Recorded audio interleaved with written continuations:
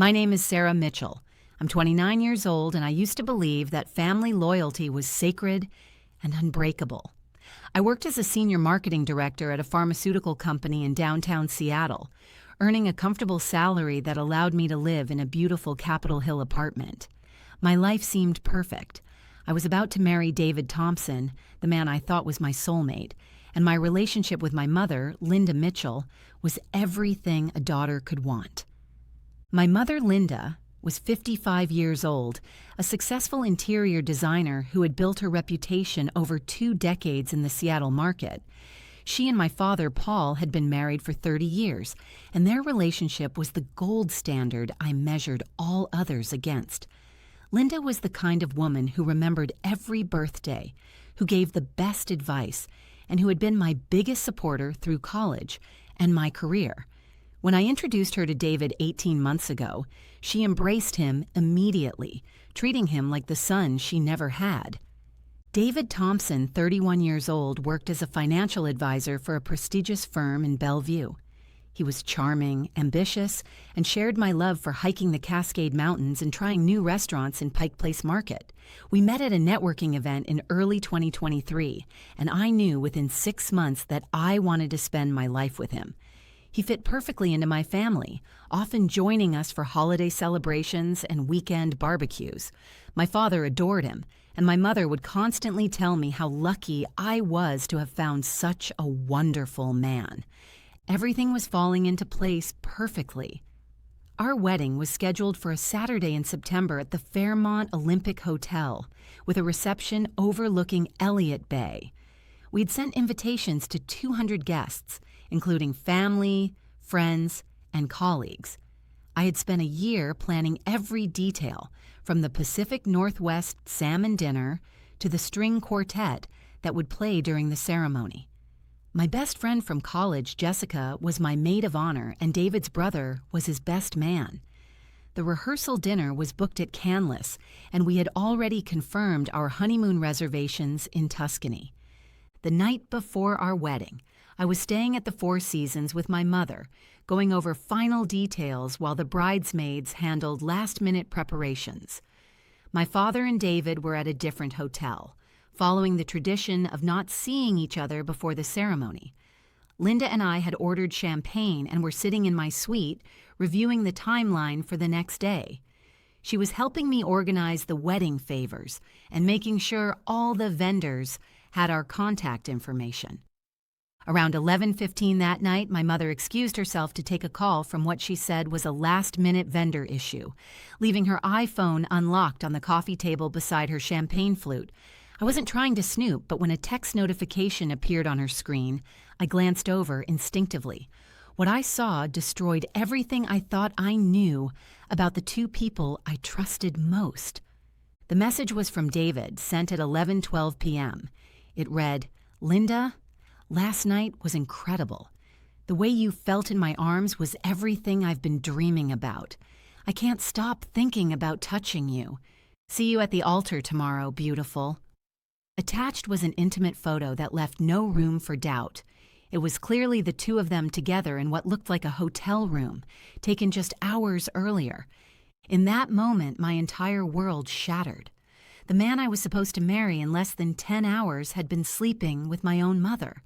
The woman who had raised me, who I had confided in about everything, had betrayed not only me, but also my father, who was probably at that very moment helping David prepare for what he thought would be the happiest day of his daughter's life. I sat there staring at that phone screen, feeling like I was drowning. My hands were trembling, but my mind became laser-focused. This wasn't some momentary lapse in judgment. The metadata on the photo showed it was taken at 10:23 p.m. the previous night, which meant they had planned this while I was at my bachelorette party with my bridesmaids at a wine bar in Fremont, toasting to my future happiness and making speeches about trust and love. When my mother returned from her call, I had already taken several screenshots with my own phone. Years of working in pharmaceutical marketing had taught me the importance of documentation and evidence-based presentations. I managed to keep my voice steady as I told her I was exhausted and needed to get some beauty sleep before the ceremony. She kissed my forehead and said, "Get some rest, sweetheart. Tomorrow is going to be the most beautiful day of your life. The irony was suffocating. After Linda left for her own room, I sat on the edge of the bed and let the full weight of the betrayal wash over me. I thought about all the subtle signs I had missed over the past few months. David had been working late more frequently, claiming he was pursuing new high-net-worth clients. My mother had been taking more design consultation trips to Portland, saying the market there was expanding. There had been knowing looks between them at family dinners, private conversations that seemed to exclude everyone else, and a new cologne that David wore that my mother had complimented a little too enthusiastically. I had dismissed every red flag because I trusted them completely. In my work, I was trained to analyze data, to identify market trends and consumer behavior patterns. But when it came to my personal life, I had been blind to the most obvious deception happening right under my nose. The betrayal wasn't just about the physical affair, it was about the calculated lies, the elaborate deception, and the fact that they were planning to let me walk down that aisle completely unaware of the truth. Instead of calling off the wedding immediately or confronting them in a rage, I made a decision that would define everything that followed. I was going to let them think they had succeeded, right up until the moment when I would expose them in front of everyone who mattered to them. My background in marketing had taught me that the most effective campaigns required strategic planning and flawless execution. I spent the next 4 hours developing my strategy. First, I uploaded the screenshots to a secure cloud server that I controlled. Then I created a simple web page displaying the images and text messages, making sure it was hosted on a reliable server that could handle significant traffic. I generated a QR code that would direct anyone who scanned it to this web page, designed to look innocent, like it might link to our wedding photos or a digital guestbook. Using the hotel's business center, I printed 250 small cards with the QR code and a message that read, "Scan for an exclusive surprise from the bride and groom." I knew that wedding guests always loved behind-the-scenes content, especially if they thought they were getting special access to something personal. The cards looked professional and elegant, exactly the kind of modern touch that couples include in their wedding programs. Next, I called my attorney, Rebecca Chen, despite it being nearly 3 o'clock in the morning. Rebecca had handled my employment contracts and real estate transactions, and she was someone I could trust implicitly. She answered on the second ring, and despite the hour, she listened carefully as I explained the situation. "Sarah," she said, "I'm devastated this happened to you, but I'm impressed by how clearly you're thinking. Obviously, don't sign any marriage documents tomorrow. What you're planning is completely legal. It's your property, your evidence, and your wedding. You have every right to share information about your own situation." Rebecca also advised me to document everything with timestamps and offered to attend the wedding as my legal observer, positioning herself among the guests in case the situation became legally complicated. "Sometimes," she said, "the truth is the most powerful weapon you can wield." I barely slept that night, but when morning arrived, I felt surprisingly calm. I showered, had my hair and makeup done, and put on my custom Vera Wang gown. The woman looking back at me in the mirror appeared composed, even serene. I had spent years building my reputation as someone who could handle pressure, who could launch successful campaigns under impossible deadlines, and who always delivered results. Today would be the ultimate test of those skills. At the Fairmont Olympic, everything proceeded exactly as planned. The flowers were stunning, the music was perfect, and guests were arriving in their finest attire. My father, Paul, looked distinguished in his black tuxedo, completely unaware that his world was about to implode. My mother, Linda, was playing her role as the proud mother of the bride, greeting guests and making small talk about the beautiful venue and perfect weather. David arrived looking handsome in his tailored suit, the picture of a nervous but excited groom. He took my hands and whispered, "You look absolutely breathtaking. I can't wait to call you my wife." The audacity of his performance was breathtaking. He had been in bed with my mother less than 24 hours earlier, and now he was standing at the altar, ready to pledge his eternal love and fidelity to me, in front of God and everyone we knew. As we stood at the altar, I could see my mother in the front row, wearing an elegant navy dress and a smile that now looked like a mask to me. She caught my eye and mouthed, "I love you," the same words she had whispered when she tucked me in as a child. The hypocrisy was staggering, but I maintained my composure. Everything was proceeding according to plan. Reverend Martinez began the ceremony with traditional opening words, and I could feel the attention of 200 guests focused on us. The attendees included my entire extended family, David's relatives from California, colleagues from both our companies, and friends we had made over the years. My college roommate Jessica was standing beside me as my maid of honor, completely unaware of what was about to unfold. During the first part of the ceremony, I had arranged for my wedding coordinator, Amanda, to begin distributing the QR code cards to the guests. Amanda had coordinated dozens of high-end weddings at the Fairmont and was known for her discretion and professionalism. I had told her the cards were a special surprise element for the reception, and she had agreed to distribute them quietly during the opening remarks. I watched discreetly as Amanda moved through the rows of guests, handing cards to small groups. My Uncle Robert from Portland scanned his immediately, and I saw his expression change from curiosity to confusion to absolute horror. My college friend Maria looked at her phone screen and gasped audibly. My boss from the pharmaceutical company, Dr. Williams, went pale and showed his screen to his wife, who covered her mouth in shock. The ripple effect was mesmerizing to observe. Within minutes, nearly every guest had their phone out, and the atmosphere began to shift dramatically.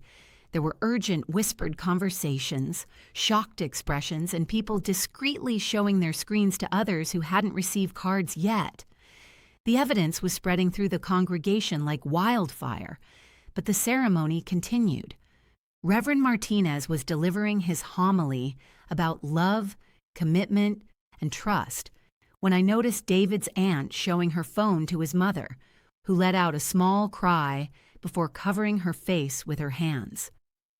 My father Paul was sitting in the front row, and when my cousin handed him a card, I watched him scan it with the same curious smile he had worn moments before. The smile vanished instantly, replaced by an expression of devastation and rage that I had never seen before. David was still facing forward, focused on the Reverend's words about sacred vows and lifelong commitment. He hadn't noticed the growing chaos behind him. My mother, Linda, was beginning to look uncomfortable as she observed people around her checking their phones and whispering frantically to each other. She leaned over to my father and whispered something, but he pulled away from her sharply, his face now red with fury. The moment I had been waiting for finally arrived. Reverend Martinez reached the part of the ceremony where he asks if anyone objects to the union. If any person can show just cause why Sarah and David may not be joined together in holy matrimony, let them speak now or forever, hold their peace. I stepped forward and gently took the microphone from the Reverend. The ballroom fell completely silent except for the sound of my own heartbeat.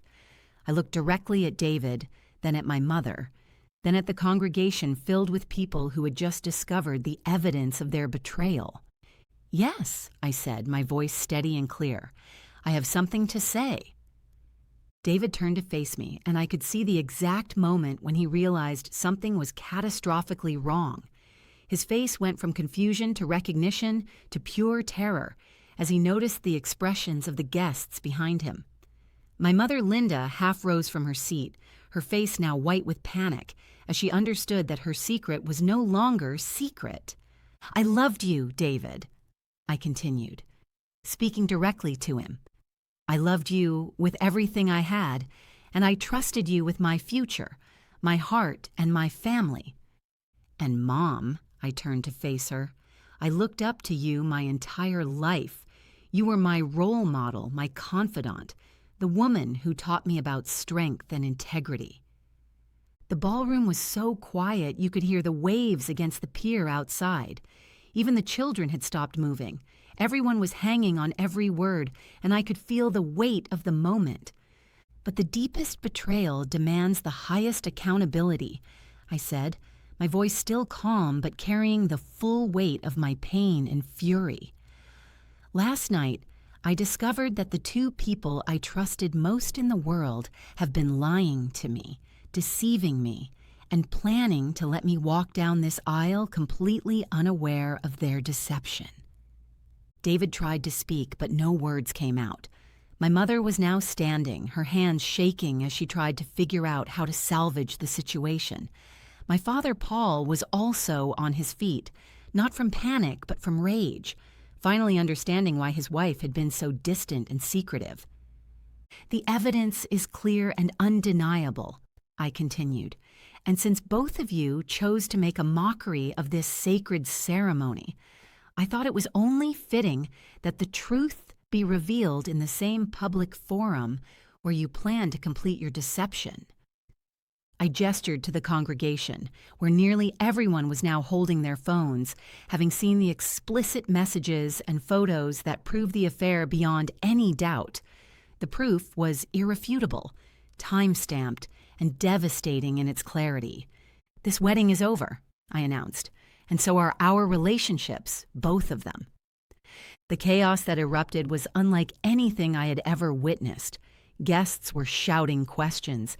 David was stammering denials that no one believed, and my mother was crying hysterically. My father was pushing through the crowd, not to reach me, but to confront my mother. But I was already walking down the aisle, my head held high, leaving behind the two people who had destroyed my trust and my family. I walked out of the Fairmont Olympic Hotel and into the crisp September air, feeling a strange sense of liberation that I hadn't expected. Behind me, I could hear the chaos continuing to unfold, David pleading for explanations, my mother sobbing, and my father's voice rising above the din as he confronted his wife of 30 years. My maid of honor, Jessica, caught up with me outside the hotel. "Sarah, oh my God," she said, still processing what had happened. "I can't believe they did that to you. How are you even standing right now?" I looked at her and realized that for the first time in months, I felt completely honest about my situation. "I'm better than I've been in a long time," I told her. "The truth has a way of setting you free, even when it destroys everything you thought you knew." Within hours, the story had spread far beyond the walls of the Fairmont Olympic. Several guests had shared the evidence on social media, and by Sunday evening, the story was trending across multiple platforms. The local Seattle news stations picked it up by Monday morning, and by Tuesday, I was fielding calls from national media outlets wanting to interview me about the wedding that had gone viral for all the wrong reasons. I declined most interview requests, but I did speak with one reporter from the Seattle Times who had covered healthcare industry stories involving my company. I kept my comments brief and dignified. I believe in the truth, and I believe that people have the right to know who they're really dealing with, especially when it comes to matters of trust and family. The professional consequences for David and my mother were swift and severe. David's financial advisory firm, which built its reputation on trust and ethical practices, terminated his employment within a week. The scandal had become so widely known that having him associated with their brand was considered a major liability. My mother's interior design business suffered even more dramatically. In an industry built entirely on personal relationships and referrals, her reputation was essentially destroyed overnight. Several major clients canceled their projects, and her business partner of 8 years dissolved their partnership. My father, Paul, filed for divorce within 10 days of the wedding incident. After 30 years of marriage, he told me that the public humiliation and violation of trust were unforgivable. "I might have been able to work through a private affair," he said during one of our long conversations, "but the fact that she was willing to destroy her own daughter's life, and that she planned to let you marry him, knowing what they had done, that's something I can never get past." The legal proceedings were handled efficiently by Rebecca Chen, who had prepared for exactly this scenario. Since the marriage had never been legally completed, there were no divorce proceedings necessary between David and me. However, there were significant financial matters to resolve. I had paid for most of the wedding expenses, including the venue, catering, and honeymoon reservations. While I couldn't recover all the money, Rebecca was able to negotiate settlements that covered most of my losses. More importantly, Rebecca helped me protect my assets and ensure that David had no legal claim to any of my property or savings. The prenuptial agreement we had signed became meaningless since the marriage never occurred, but it had served its purpose in documenting our separate finances. The aftermath wasn't easy, but it was cleaner than I had expected. I took 3 weeks off from work to process everything and deal with the media attention. My company was incredibly supportive, with Dr. Williams telling me that he admired how I had handled the situation. "You showed real courage," he said. "Not everyone would have had the strength to expose the truth like that." 6 months after the wedding incident, I made a decision that surprised even me. I accepted a position with a biotechnology startup in San Francisco. The opportunity had come through a professional connection, and the timing felt perfect. I needed a fresh start, away from the memories and the whispers that still followed me around Seattle. San Francisco offered me a vice president of marketing position, with equity in a promising company working on breakthrough cancer treatments. The work was meaningful, challenging, and gave me the chance to build something important from the ground up. Before I left Seattle, I had one final conversation with my mother. She had been trying to reach me for months, but I had refused to take her calls. Finally, she appeared at my apartment on a rainy Saturday morning, looking older and more broken than I had ever seen her.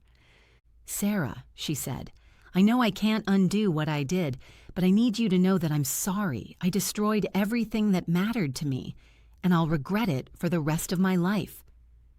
I looked at her standing there in my doorway, this woman who had been my hero for 29 years, and I felt something I hadn't expected to feel: pity. "Mom," I said, "I forgive you. Not because you deserve it, but because carrying this anger is exhausting and I have better things to do with my life." A year later, I was settled in San Francisco, working on projects that could genuinely change people's lives and surrounded by colleagues who knew nothing about my past except what I chose to share. I had started dating again, taking things very slowly and being extremely careful about trust. The experience had taught me valuable lessons about reading people and recognizing warning signs, skills that proved useful both personally and professionally. I heard through my father that David had moved back to California to work for his family's small accounting firm, and that my mother had taken a part-time job at a furniture store. Their affair had ended almost immediately after the wedding incident, apparently unable to survive the harsh light of public scrutiny and mutual blame. The scandal that had brought them together had ultimately destroyed them both. The story of my wedding day revelation had become something of a legend in Seattle social circles, but I rarely thought about it anymore. I had moved on to bigger and better things, and the betrayal that had once seemed like the end of the world had actually been the beginning of a new and authentic life. Sometimes the most devastating setbacks turn out to be the greatest opportunities for growth and renewal. The truth, no matter how painful, is always better than living a lie.